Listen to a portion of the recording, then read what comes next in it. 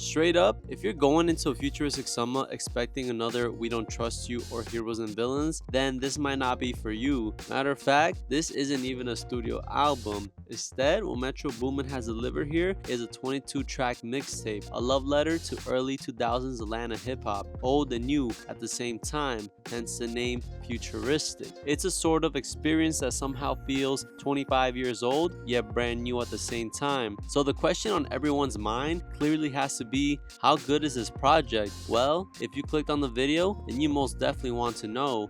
And honestly guys, this mixtape wasn't really all that. I know I'm probably gonna be told you're not from Atlanta or you weren't around during that time, so what do you know? But listen, Metro Boomin has put out some of the best work in the last few years. We Don't Trust You being my favorite album of 2024. So when this project was announced, I didn't know what to expect, but for sure, I knew it wasn't gonna be like his previous work, so I did go into it with an open mind.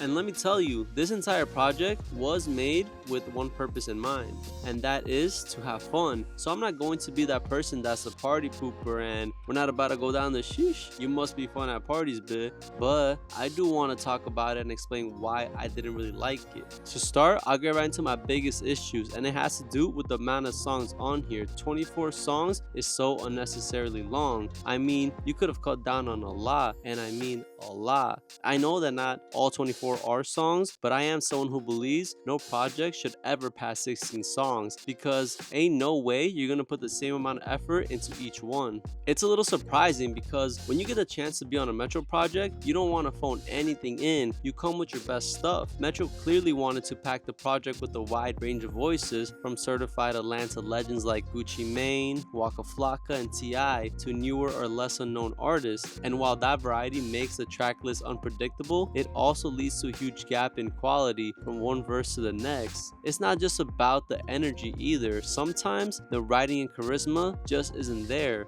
Atlanta's early 2000s sound thrives on confidence and memorable one-liners, and when a verse doesn't bring that, it sticks out even more. This also means that some great beats get wasted on underwhelming performances. Metro's production stays locked in across the entire thing, but when a song has incredible drums, layered synths, and a perfect hook, you can't help but feel a little disappointed when the verse doesn't live up to it. On the flip side, there are also moments where big name artists are paired with a beat that doesn't suit their style, making both the performance and the track feel a bit mismatched. But alright, let me go back to what I said earlier. If you became a Metro Boomin fan during the Heroes and Villains or the We Don't Trust You era, a futuristic Summa might catch you off guard, and not necessarily in a good way. Those projects were cinematic and they were polished for a more modern audience, with carefully curated features and a cohesive sound. On the other hand, this mixtape deliberately trades that polish for something more raw and more old school. So knowing that, I'm gonna go into this less critical of what's in front of me, because again, we don't have to dissect every single thing an artist puts out. Sometimes they just want to have fun, and that's okay. Metro himself basically told us this wasn't for everyone. He openly posted that if you started listening to rap music in 2017, you might want to sit this one out. And while I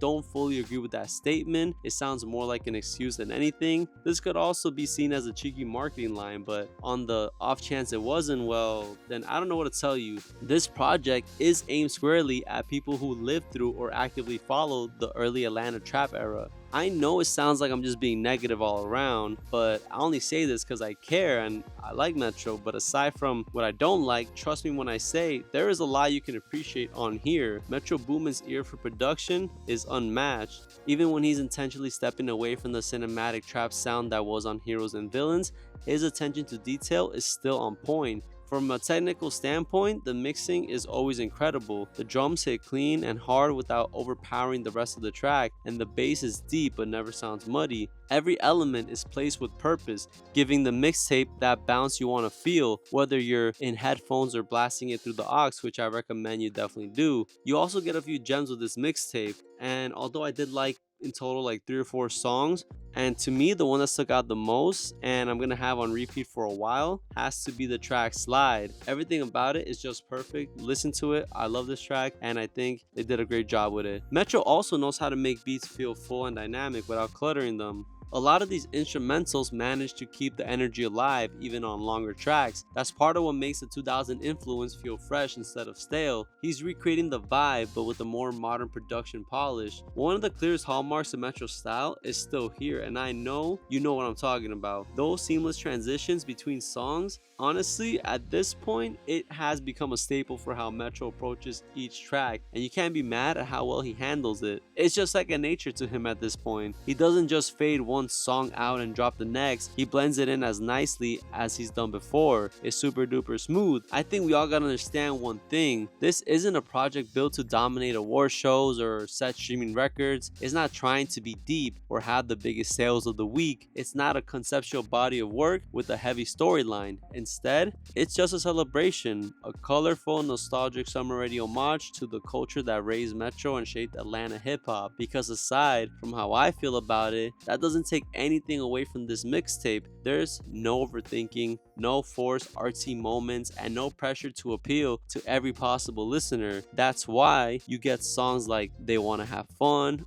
or Clap. All this is just part of the charm because this project is styled like it would have came out in the early 2000s, especially in Atlanta, where their mixtapes naturally lean into this sort of crowd participation with repetitive chants and these high energy beats. These songs are meant to be experienced loud with people around you, not quietly analyzed on headphones like we usually tend to do for these types of videos. Even when a verse isn't the strongest lyrically, the overall mood and bounce carry it all the way. So overall, that's pretty much my thoughts on Metro Boomin's new mixtape. At the end of the day, a Futuristic Summa isn't a perfect project. It's not trying to be, and it's not for every Metro Boomin fan, but that's also what makes it special for the people it is for. It's nostalgic for anyone who grew up in 2000s Atlanta, but with the more modern production and Metro's signature touch. I can appreciate the vision and the way Metro captured these specific moments, even if I didn't connect with a lot of the individual songs. Even if it's not his best work, it's still a reminder that not every release needs to reinvent the wheel. But guys, that's about it. If you enjoyed the video, make sure to leave a like and comment whether you agree or disagree. I'd love to hear your thoughts on the mixtape and whether you thought it's a strong addition to Metro's catalog. I got more videos on the way, but until then, I'll see you soon.